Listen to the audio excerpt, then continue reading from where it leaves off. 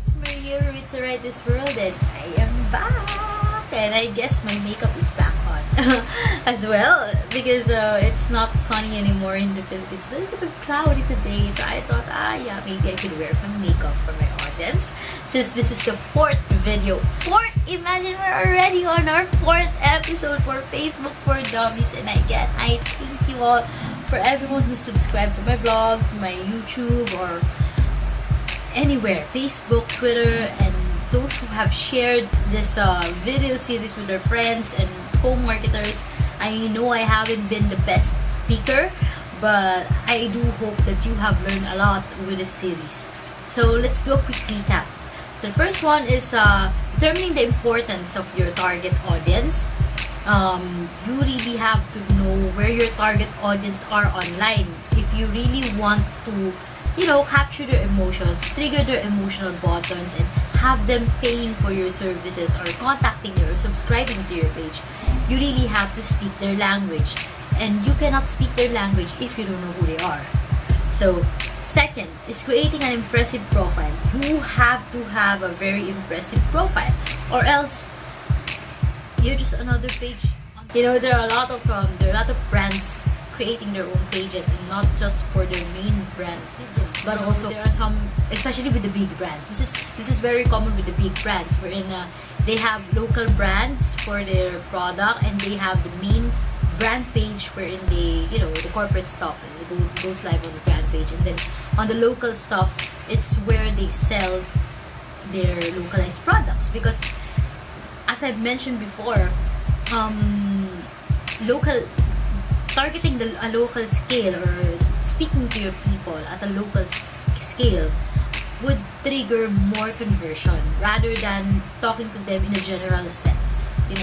You have to really get that brand page impressive if you really want to beat those big corporations who are fighting with you on your on your target market. So third one is the importance of creating a social calendar.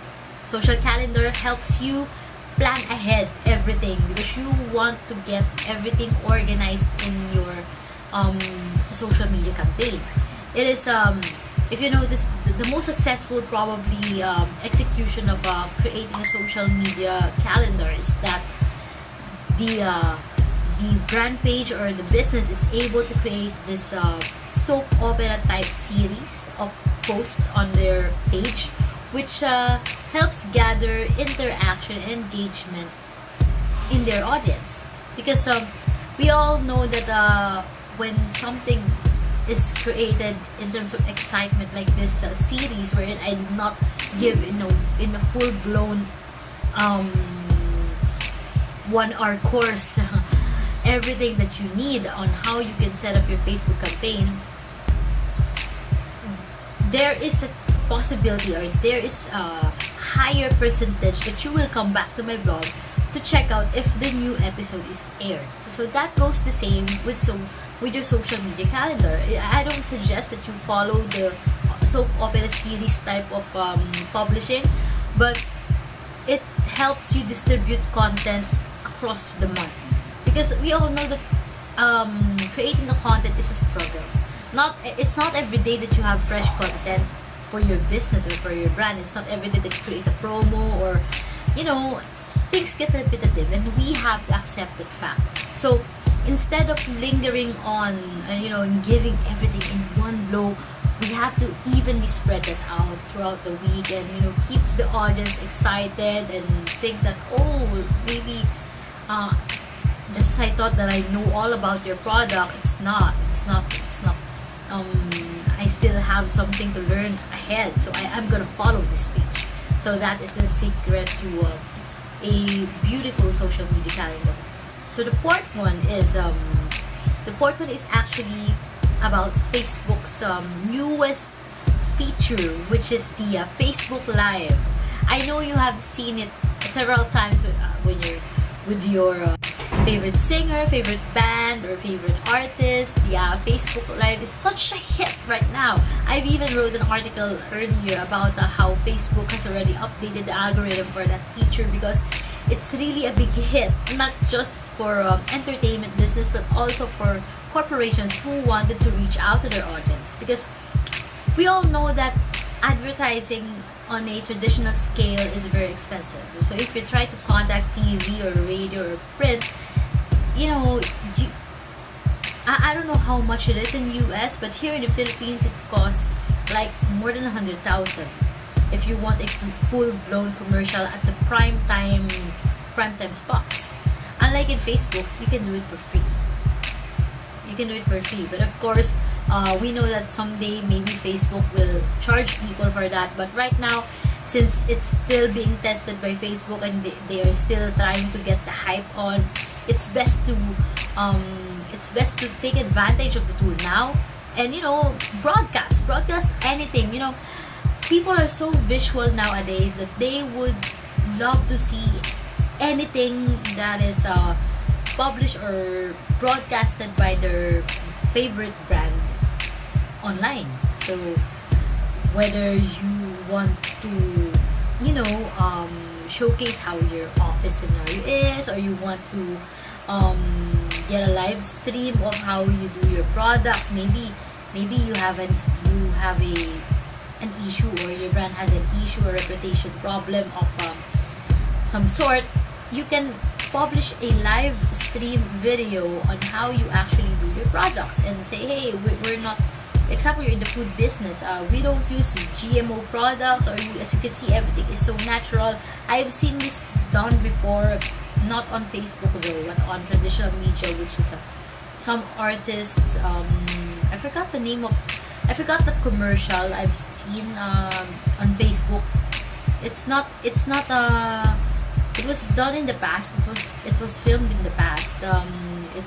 They took some celebrity who's very credible. I forgot his name, and then he had him. Oh yeah, I know the commercial. It's something for McDonald's.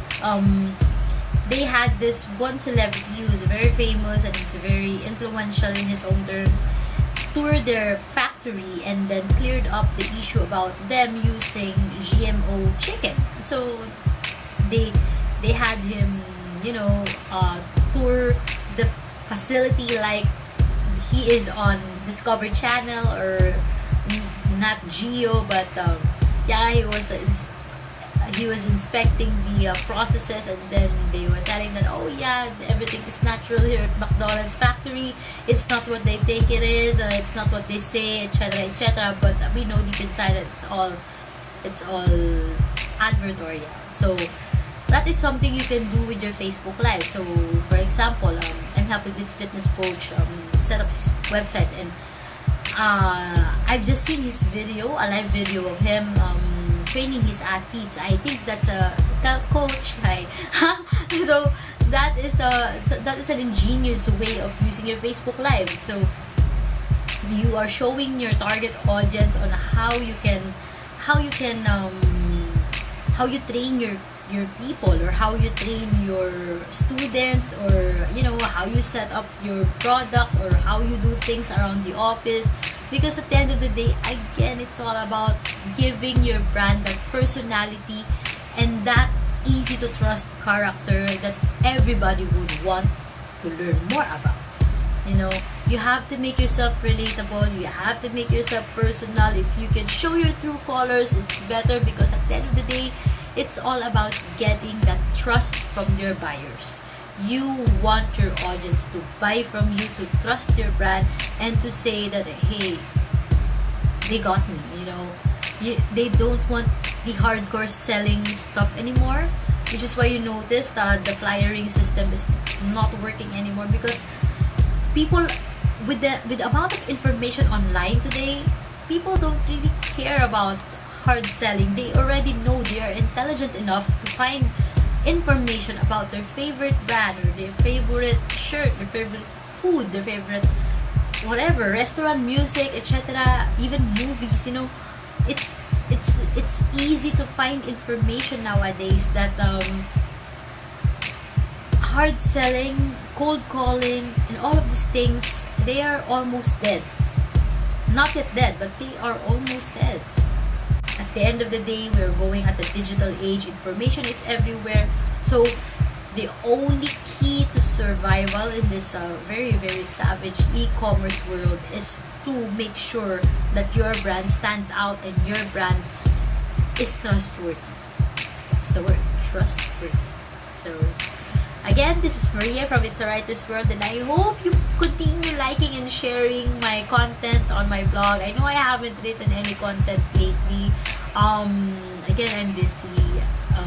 I've had a lot of things on my plate. I got sick last week. I guess I'll see you soon for the part 5. Yay! It's part 5 already. I'm so excited. So, I'll see you.